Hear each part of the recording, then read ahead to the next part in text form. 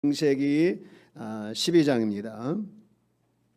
12장 6절에서부터 우리 9절까지 구약성경 14페이지가 됩니다.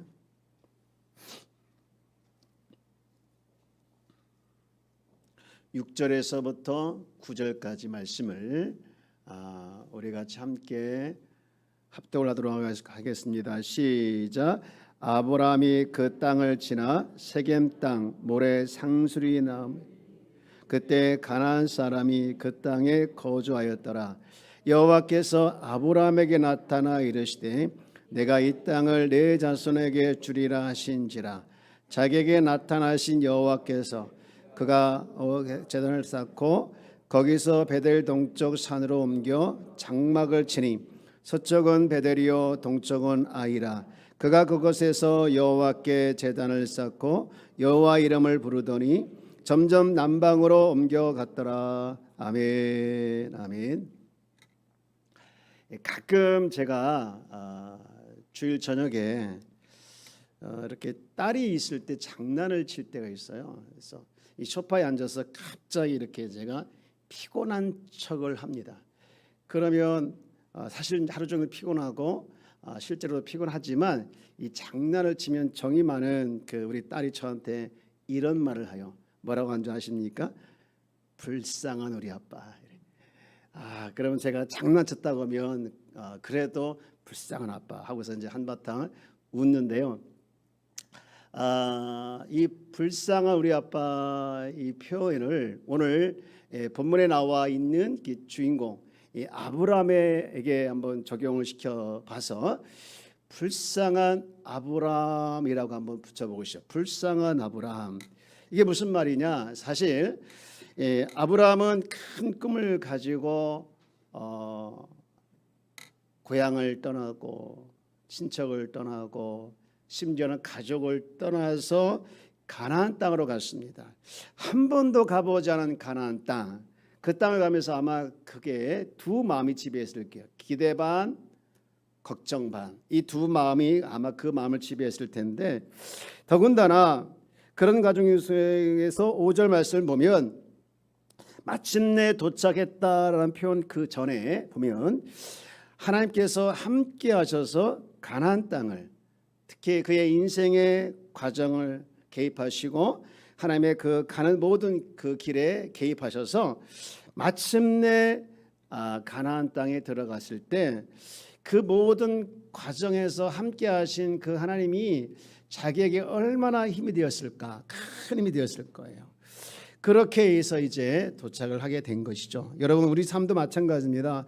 우리가 살아가는 삶의 현장에서 알게 모르게 이렇게 위기도 닥치고 어려움도 있지만 그러나 그때마다 하나님께서 함께 하신다는 걸 느끼고 하나님께서 이끌어 가신다는 걸 느끼면 굉장히 그것이 위안이 되고 굉장히 그것이 힘이 될 때가 있지 않습니까? 마찬가지로 지금 아브라함이 그런 힘든 과정이었지만 위안을 얻고 힘을 얻어서 마침내 도착한 땅이 어디냐? 가나안 땅이라는 것이죠. 가나안 땅에 들어갔더라. 가나안 땅에 들어갔더라. 야, 기대 반 걱정 반에서 가나안 땅에 들어갔는데 오늘 6절 말씀의 시작을 보니 그런 기대 반 걱정 반의 분위기가 완전히 바뀌는 그런 상황이 되는 것을 보는데 어떻게 바뀝니까? 완전히 분위기가 전혀 다른 분위기로 바뀌는데 위기가 다가오는 것을 보게 되었습니다. 너무너무 이 아브라함과 그 함께했던 분들이 크게 당황하는 것을 보게 되는데 전혀 예상하지 못한 일이 벌어진 거예요. 그들 앞에 전혀 예상하지 못한 일이 벌어지게 됐는데요. 도대체 무슨 일이 벌어졌기 때문에 이들이 지금 당황했을까? 두 가지 일이 그들 안에 벌어집니다. 첫 번째 일은요. 좋지 않은 환경을 만납니다. 여러분 6절 말씀을 한번 읽어볼까요? 자, 무슨 환경인지 한번 읽어봅니다. 그 땅을 지나 세겜 땅 모래 상수리 나무에 이르니 그때 가나안 사람이 그 땅에 거주하였더라. 여기 상수리 나무 앞에 모래에서 모래.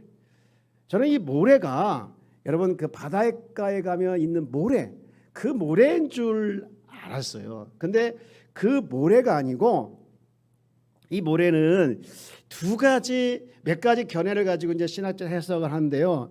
저는 이제 두 가지만 소개해요. 첫 번째 견해는 이 모래가 히브리어로 선생이라는 뜻을 가지고 있어서 창세기 13장 18절에도 상수리나무 앞에 나오는 마므레 상수리나무 있잖아요.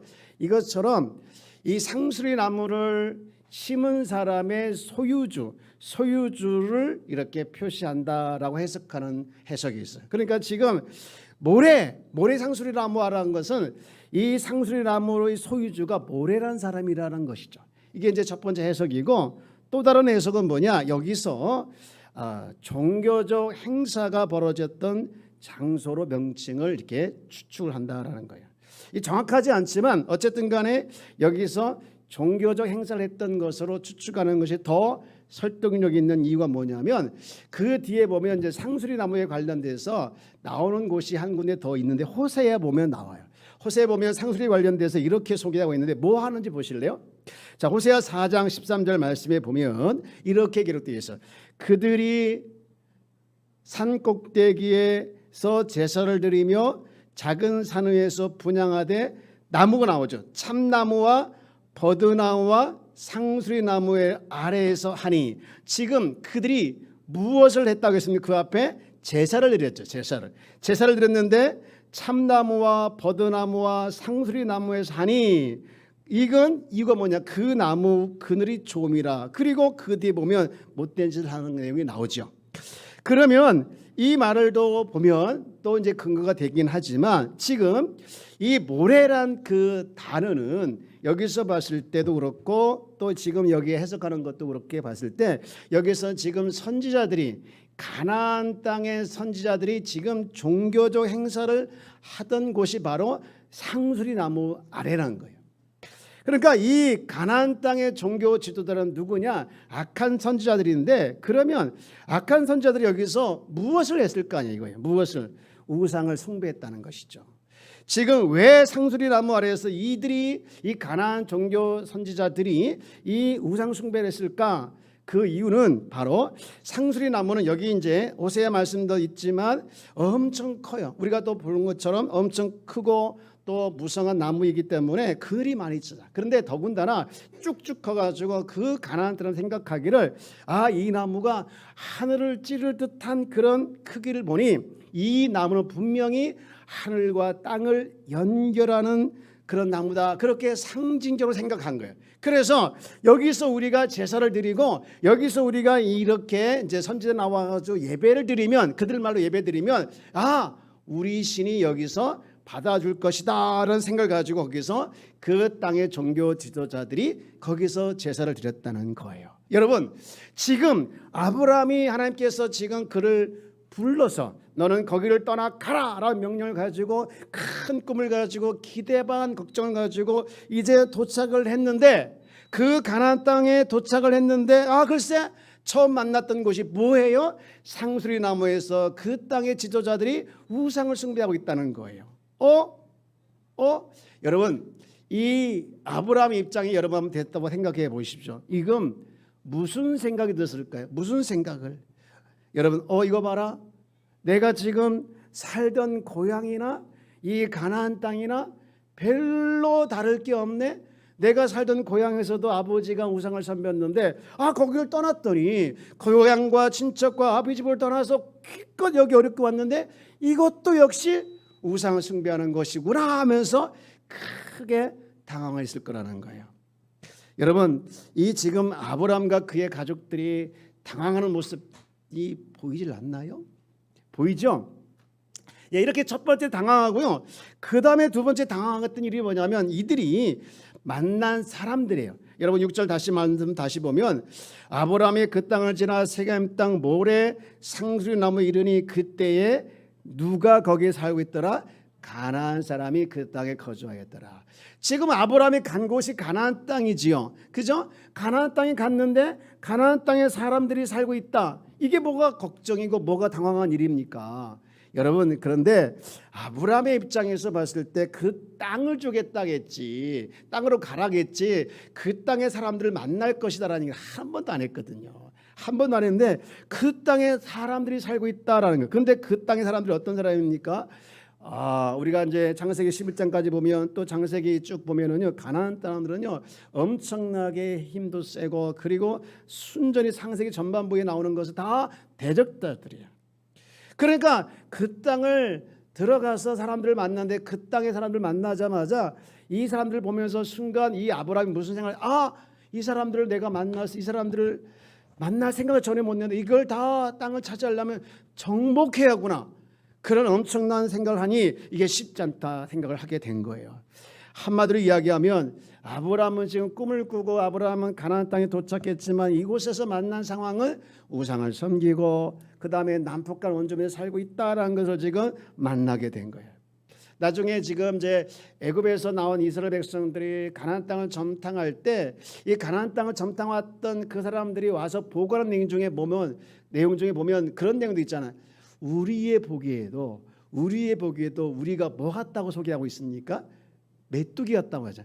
그 땅의 사람과 비교하면 엄청난 차이를 가지고 있는 것이 우리라고 했을 때 그 땅의 사람들 얼마나 크고 장대하고 난폭해 보였을까라는 것을 짐작할 수 있게 되는데, 지금 아브라함 어떻게 보면 하나님께서 주신 꿈을 가지고 정말 기대 반 이렇게 걱정 반 하면서 가서 도착한 땅이 좋은 환경일 것이다, 그리고 좋은 사람 만날 것이다, 그리고 좋은 일만 순종해서 왔는데 좋은 일만, 좋은 사람만, 좋은 환경만 그렇게 만날 줄 알았더니 아브라함 입장에서 전혀 무척 뜻밖의 상을 만나니 당할 수밖에 없다는 것이죠.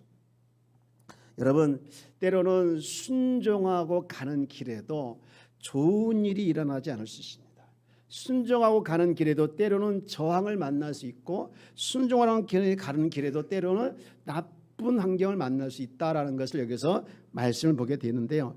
제 나이가 많지 않아서 은퇴하기에는 참 빠른데, 제 친구들 이렇게 보면은요, 은퇴기를 가끔 해요. 무슨 얘기냐면 자기는 은퇴하면 나중에 가서 뭐 시골 가서 농사를 지어가지고 그냥 전원생활하면서 보낼 것이다. 그리고 어떤 친구는 뭐 이제 있는 사업장을 누구한테 맡겨서 자기는 그냥 따박따박 돈이나 받고 지낼 것이다. 또 어떤 친구는 뭐 자격증을 따가지고 뭐 하겠다면서 나름 이렇게 이야기하는 친구들이 있는데, 거기에 비하면 나는 할 말이 없어요. 왜냐하면 시간이 갈수록, 세월이 갈수록 나는 은퇴라는 얘기는 전혀 내릴 수도 없고 할 수도 없고 꺼내지도 못했지만, 하나님께서 주시는 꿈과 하나님께서 주신 비전을 자꾸 하고 싶은 욕심이 더 크다 보니까 뭐 은퇴라는 것을 저는 생각할 수도 없는 것이죠. 그런데 여러분, 이 하나님의 꿈을 쫓아서 하나님의 뜻을 쫓아서 가다 보면 그것이 좋은 환경이 될 수도 있고 좋지 않은 환경일 수도 있지만 이게 고단하고 힘이 들고 어려울 때가 많이 있다는 것이죠. 여러분, 그럴 때 우리는 이런 질문을 할 수 있지 않습니까? 그러면 순종하지 않고 순종을 사양하지 않으면 되지 않느냐라는 말을 할 수 있겠죠. 그러나 하나님 앞에서 하나님의 뜻을 쫓아가는 사람으로서 순종하지 않고 간다라는 것은 내 목숨을 거둬가십시오 하는 것 똑같단 말이죠. 여러분, 지금 아브라함이 지금 어떻게 보면 순종해서 가나안까지 왔는데 이게 좋은 환경도 아니다라는 상황 속에서 다 저항을 당하잖아요. 그러면 왜 이렇게 아브라함이 지금 이런 당황을 하게 만든 상황이 됐을까? 하나님이 그 이유를 무엇으로 답해 주셨을까? 두 가지 이유를 발견하게 되는데, 첫 번째 이유는요, 그를 단련시키기 위해서. 자, 한번 따라서 볼까요? 그를 단련시키기 위해서라. 지금 여러분, 아브라함의 일생을 보면요, 전부 다 연단이고 단련이더라고요. 약속의 땅을 도착했더니 이런 환경을 만난 것도 그렇고, 늦음하게 아이를 얻었는데 그 아이를 바치러 간 것도 그렇고 등등 수없이 보게 되어지면 그의 삶은 참 평탄한 것 같지가, 늘 연단과 단련이었어요. 사실 그렇게 하게 된 이유가 있는데요. 여러분, 창세기 우리가 12장을 읽고 있지만 창세기 1장부터 11장까지 쭉 이야기를 들어보면, 말씀을 읽어보면 하나님께서 세우고 싶으시고자 하는 나라가 있었어요. 하나님 나라죠. 그런데 인간들이 그 하나님 뜻을 이해하지 못하고 저항하죠. 순종하지도 않고 이렇게 나갑니다. 선악과를 먹더니 나중에는 사람들의 딸을 좋아서 결혼해서 결국 홍수의 심판을 만나기도 하고, 자기 이름을 드러내기 위해서 바벨탑을 쌓고 등등, 모두 다 하나님 중심이 아니라 자기 중심의 나라를 세웠던 거예요. 그래서 하나님께서 이제 안 되겠다 싶어가지고 하나님이 원하시는 나라를 세우기 위해서 누구를 선택했냐? 그게 바로 아브라함이거든요. 이 아브라함을 선택해서 이제 가는 중에 그의 삶은 순전하게 순종했지만 그래도 그 삶의 과정 속에서 끊임없이 그는 연단을 받게 되었던 것이죠. 그리고 또 하나 이 가나안 땅에 도착해서 그가 당황할 수가 없었던 가장 큰 이유는 뭐냐면 그거였어요. 중요한 이야기인데요. 저를 한번 따라서 볼까요? 땅에 대한 기대감을 갖지 않도록 하기 위해서다. 땅에 대한 기대감을 갖지 않게 하기 위해서 그렇다는 거예요. 여러분 이게 진짜 중요한데요. 여러분 아브라함을 향해서 가라 해서 도착한 땅이 가나안 땅이잖아요. 우리나라는 땅을 참 좋아하죠. 부동산을 사는 것을 참 좋아하는데 어쨌든 간에 이 아브라함이 가나안 땅에 갔어요. 그래서 여러분 아브라함 입장에서 봤을 때 가나안 땅에 대한 관심이 컸겠어요? 아니면 그 땅에 인도하신 하나님에 대한 관심이 컸겠어요? 솔직히 얘기하면 하나님께서 하나님 보는 관점하고 아브라함이 보는 관점이 달라요. 지금 아브라함은 땅에 대한 기대감이 컸던 거거든요. 이 땅을 통해서 뭘 하나님께서 나를 만들어 가실까? 어떤 생각을 하고 계셨을까? 이 땅에 나를 살게 하시면서 어떤 일을 꾸며 가실까 하시며 땅에 대한 모든 관심이 있었어요. 그런데 하나님은요 그를 향해서 땅에 대한 네가 기대감을 끄고 이제부터 그것을 인도하신 하나님에 대한 기대감을 가져라 라고 말씀하고 있는 거예요. 여러분 우리가 가나안 땅을 부를 때 항상 그 가나안 땅 앞에 붙는 말이 있죠. 가나안 땅 앞에 붙는 말이 있죠. 무슨 땅이라고 부르죠? 젖과 꿀이 흐르는 땅이라고 부르죠. 왜 젖과 꿀이 흐르는 땅이라고 했는지 아브라함도 어쨌든 간에 그 땅이 젖과 꿀이 흐르는 땅으로 생각하지 않았을까 생각하게 되어집니다. 네, 여러분 우리 출애굽기 3장 8절 말씀 한번 볼까요?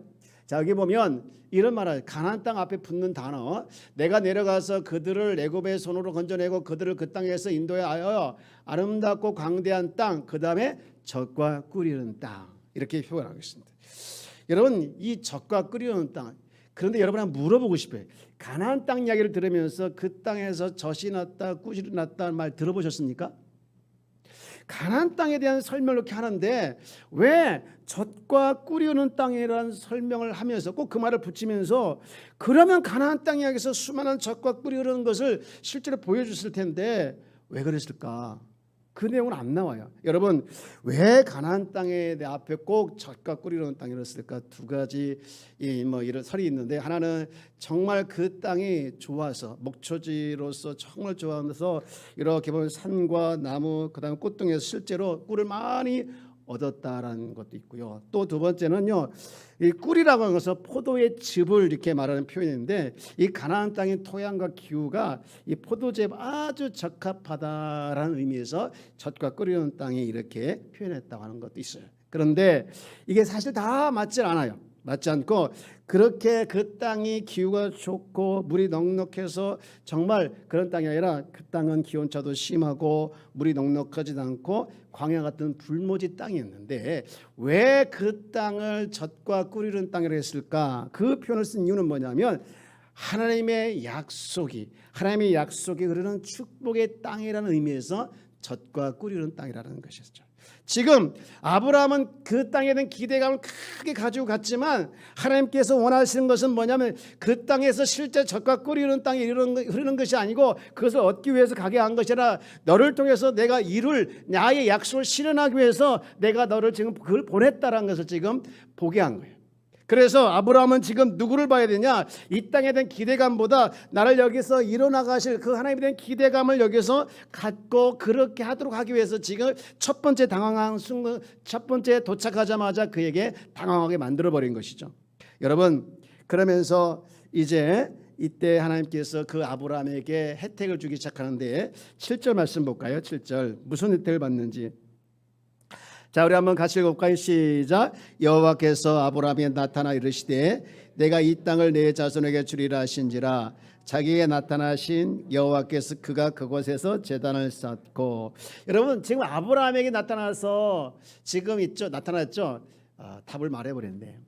지금 아브라함이 이제 그 어쨌든 가나안 땅에 도착해서 아브라함에게 주신 첫 번째 축복은 뭐냐면 그에게 나타나 주신 거예요. 그에게 나타나 주신 거예요. 사랑하는 여러분, 그러면서 그는 이제 이 땅에 대한 기대감보다는 그걸 충만하지 말고 하나님을 향한 기대감으로 가지고 살아가라 하면서 나타나 주신 것이거든요. 우리가 신앙인이죠. 우리가 신앙인으로서 신앙생활을 하고 있는데 우리가 신앙인으로서 이 땅을 살아가면 간단한 게 참 뭘까 그런 생각만 하게 되어지는데요. 아브라함이 이 척박한 환경에서 하나님께서 이제 그에게 그렇게 만나게 한 이유를 통해서 우리가 이 세상을 살아가는 신앙인으로서 우리가 어떻게 살아갈지에 대해서 말씀하고 있는데 오늘 우리는 삶의 현장도 마찬가지로 하나님의 비전을 가지고 때로는 꿈을 가지고 살아가지만 삶의 현장에서 그렇게 녹록지 않은 것들을 많이 만납니다. 그런데 그 삶의 현장에서 녹록지 않은 많은 현장들에서 우리는 무엇을 봐야 되느냐? 내 상황이 지금 힘들고 내 상황이 지금 어렵지만 그 모든 상황을 평정해 가시는 하나님을 우리가 바라볼 수 있어야 될 줄 믿습니다. 내 상황이 어렵고 여전히 어렵게 만드시고 있고 여전히 힘들게 만들고 있는 그 하나님만 바라보지 마시고 그 모든 상황 속에서 어렵게 만드는 그 상황을 하나님께서 평정해 가는 완만하게 맑아가는 그런 것을 우리가 볼 수 있는 그런 안목이 바로 신앙생활이라고 믿습니다.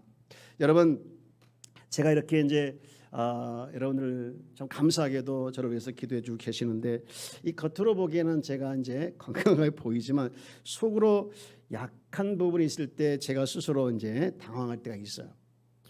특히 목회자로서 이런 모습이 참 은혜롭지 못해서 참 말하기가 힘들 때도 있는데 하지만 그때마다 하나님께서 제 마음을 이제 평정해 가는 것을 제가 느끼고 또 그것을 많이 경험하게 합니다. 저는요 아프다 이 아픈 것에 주목하기보다는 여전히 아플 때나 또 아프지 않을 때 변함없이 나를 사랑하시는 그 하나님께 저를 집중하게 만드셔요.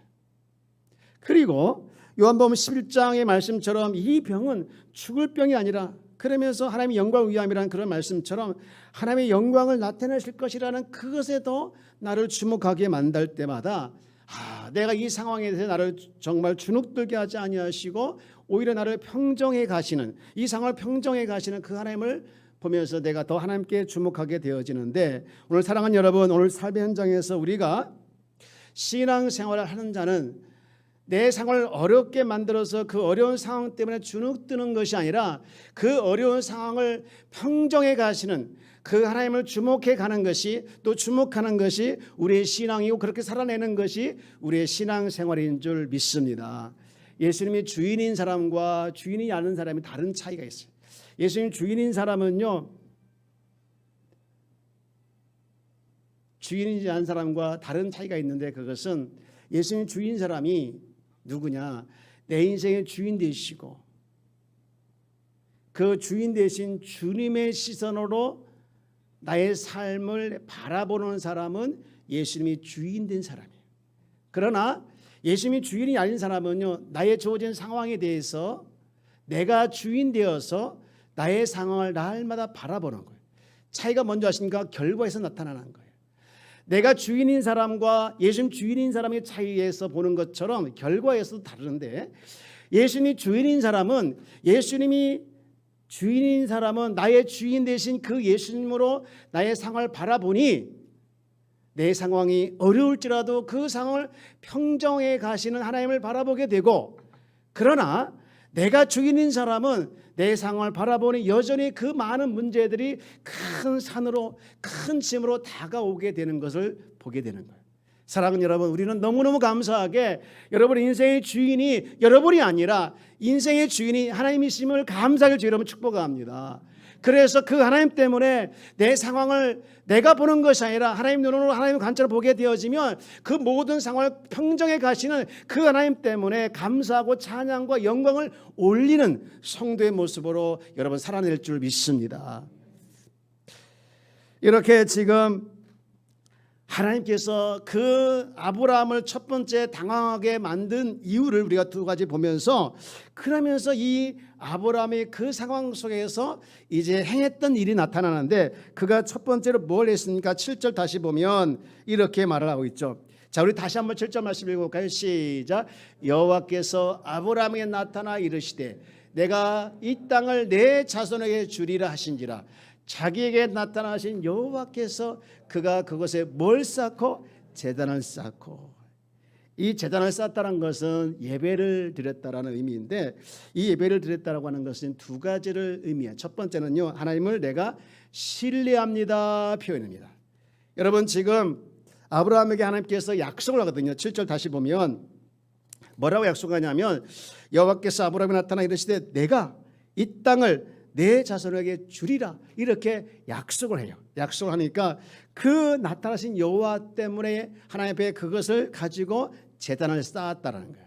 그럼 이 제단을 쌓았다라는 것은 아까 얘기했던 것처럼 첫 번째, 하나님의 약속은 정말 신실합니다, 그 하나님의 약속은 거짓이 없습니다, 정확합니다 라는 표현으로 하나님 앞에 예배드리는 것이라는 것이죠. 예배드리는 것이, 여러분, 그런 의미에서 우리가 예배드린다고 하는 것은요, 하나님은 모든 부분에서 내가 신실하심을 내가 믿고 이 예배를 통해서 표현합니다 라고 하는 것이 우리의 예배가 되어야 될 좀 있습니다. 여러분, 우리 하나님은 우리를 변함없이 사랑하는 것을 믿으십니까? 여전히 나의 삶에, 나의 상황에 상관없이 우리를 사랑하시는 그 하나님을 향해서, 여러분, 신실하신 그 하나님을 향해서 내가 표현할 수 있는 것은 무엇이냐? 하나님은 신실하십니다, 하나님은 신뢰합니다 라고 표현해 드리는 것이 우리의 예배가 되어야 된다는 거예요. 여러분, 그러므로 눈에 보이는 상황이 힘든다고 해서 여러분 예배를 포기하면 안 돼요. 사람들은요, 마음이 힘들고 상황이 힘들면 제일 먼저 포기하는 것이 예배더라고요. 그런 때문에 많은 분들이 얼마나 예배를 못 드렸습니까? 우리가 그럴 때부터 예배를 드리는 이유가 뭐냐? 하나님에 대한 우리의 약속에 대한 신뢰의 표현이기 때문에 우리가 더욱 어려울수록 이 상황을 건져주실 것입니다, 그리고 하나님의 약속은 변함이 없을 것입니다 라고 내 마음에 신뢰를 담아서 더 어려울 때일수록 우리는 예배에 더 가까이, 예배에 더 힘을 다하고 열심을 다해야 될 줄 믿습니다. 그런가 하면 두 번째, 여기서 제단을 쌓았다라는 또 다른 의미가 있는데, 그것은 뭐냐? 감사예요. 감사. 여러분, 이 당황한 순간에 하나님의 약속을 생각하니 자기도 모르게 마음의 안정을 찾게 되어지고, 그러면서 지금 예배를 드리면서 드리는 가운데 감사를 한가 되죠. 여러분, 아브라함의 입장에 왔을 때 정말 얼마나 힘들었겠습니까? 그러나 그 상황 속에서 하나님의 약속을 생각해 보고 그 상황 속에서 하나님을 기억해 보니 하나님 앞에 감사할 수밖에 없었다라는 것이죠. 여러분, 제가 여기서 마지막으로 하나 더 질문 드릴게요. 이렇게 지금 아브라함이 예배를 드렸죠. 예배를 드렸죠. 그런데 예배를 드렸는데 가나안 땅에 대한 상황은 바뀌었을까요? 안 바뀌었을까요? 안 바뀌었어요. 여전히 가나안 사람들은 상수리 나무 아래에서 악한 선지자들이 예배를 드리고, 그 땅에 살고 있는 사람들은 여전히 정말 어디를 봐도 악한 사람들의 모습이었다는 것이죠. 그런데 그 예배를 드리고 난 다음에 바뀐 게 하나 있는데, 무엇이 바뀌느냐? 아브라함의 마음이 바뀌었어요. 마음이 바뀌었어요. 어떻게 바뀌었습니까? 예배를 통해서 하나님의 말씀을 신뢰하게 되었고, 그리고 그 약속을 이루어가실 하나님을 생각하니 감사하게 되었죠. 그리고 그의 마음이 찾아온 것이 뭐냐? 내가 예배 드리고 나니 여전히 이 상황은 바뀌지 않았는데, 그런데 이 바뀌지 않은 상황 가운데 내가 주눅 들을 필요가 없다는 거야. 이 바뀌지 않은 상황이 뭐냐? 이게 뭐가 문제가 되냐? 뭐가 문제가 되냐? 나에게 나타나신 하나님은 살아계시고, 그리고 이 환경을 평정하실 그 하나님이 나를 지배하는데, 내가 이 상황에 대해서, 바뀌지 않은 상황에서 내가 주눅 들을 필요가 뭐가 있겠느냐 하면서 그의 두려워하는 마음과 그의 걱정하는 마음에서 편안한 마음으로, 또 감사한 마음으로 그의 마음이 바뀌었다는 거예요. 여러분, 우리가 회복할 마음이 이것인 줄 믿습니다. 내 상황이 아무리 힘들어도 어떠냐 이거죠. 이 상황을 평정해 가실 하나님께서 나의 편이 되어주시고, 그리고 살아계신데 뭘 하면서 여러분 그 마음을 회복하길 주 여러분 축복합니다. 그리고 마지막으로 이 가나안 땅에 와서 지금 이 아브라함이 한 일이 하나 있는데 그것은 여호와의 이름을 불렀다는 거예요. 우리 8절 말씀 한번 읽어볼까요? 자, 8절 말씀을 한번 읽어보겠습니다. 시작. 거기서 베델 동쪽 산으로 옮겨 장막을 치니 서쪽은 베델이요 동쪽은 아이라. 그가 그곳에서 여호와께 제단을 쌓고 여호와의 이름을 부르더니. 누구의 이름을 불렀습니까? 여호와의 이름을 불렀다. 이 여호와의 이름을 불렀다는 것은요, 한마디로 이야기하면 전쟁을 선포한 거예요. 전쟁을 선포.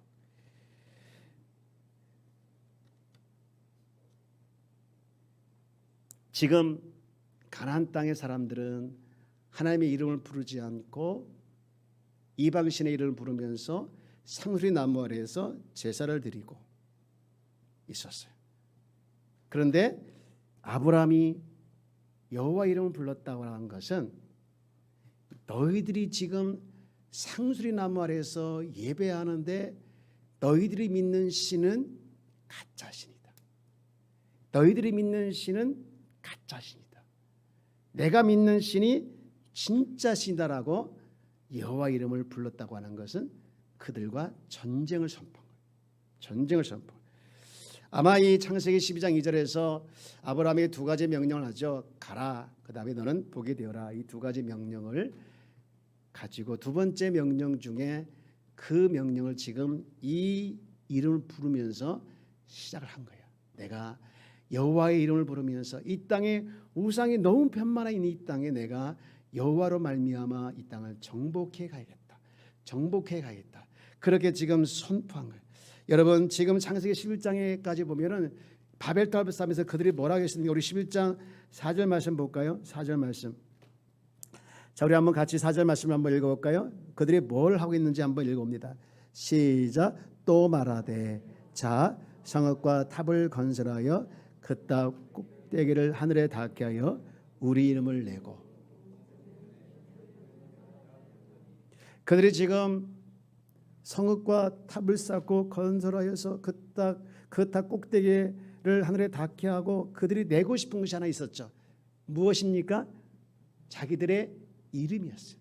자기들의 이름을 내고 싶었어요. 근데 이 자기들의 이름을 내고 싶어하는 이 땅에, 이 가나안 땅에 영향을 받았겠죠. 바벨 땅 영향을 받았습니다. 가나안 땅이. 이 땅에 여호와의 이름을 불렀다는 거예요. 너희들의 이름을 내고 너희들의 신을 믿고 있지만 그 모든 거 다 가짜고 너희들이 믿는 신도 다 가짜다라고 하면서 지금 이렇게 선포를 한 거예요. 선포를 한 거예요. 여러분 이 모습을 보면서 이 아브라함의 이 모습을 보면서 저는요 하나님이 얼마나 기뻐했을까 생각을 해보았습니다.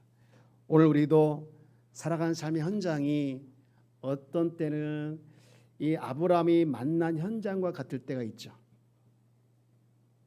우상에 숭배하고 모든 사람들이 자기를 비웃는, 모든 사람이 자기를 향해서 욕할 수 있는, 또 예수 믿는 것 때문에 주눅들 수 있는 그런 상황이 아브라함의 상황인데 또 우리도 그런 상황이 될 수 있겠습니다.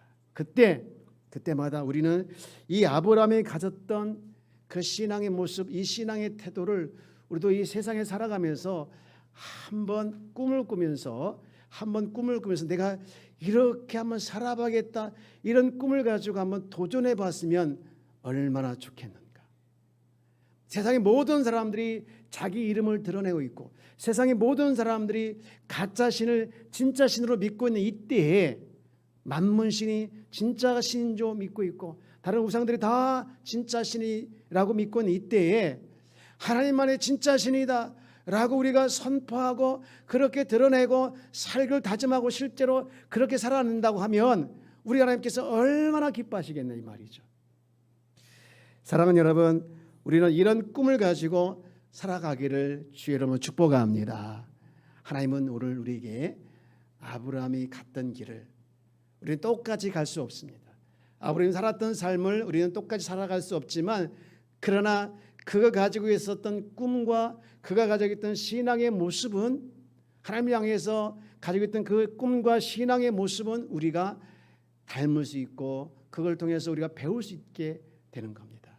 여러분 우리 하나님을 향해서 꿈을 가지고 여러분 때문에 하나님의 일이 온 땅에 선포되어지는 그런 꿈을 가지고 살아내는 우리 귀한 성도가 다 되어지기를 주의 이름으로 축원합니다.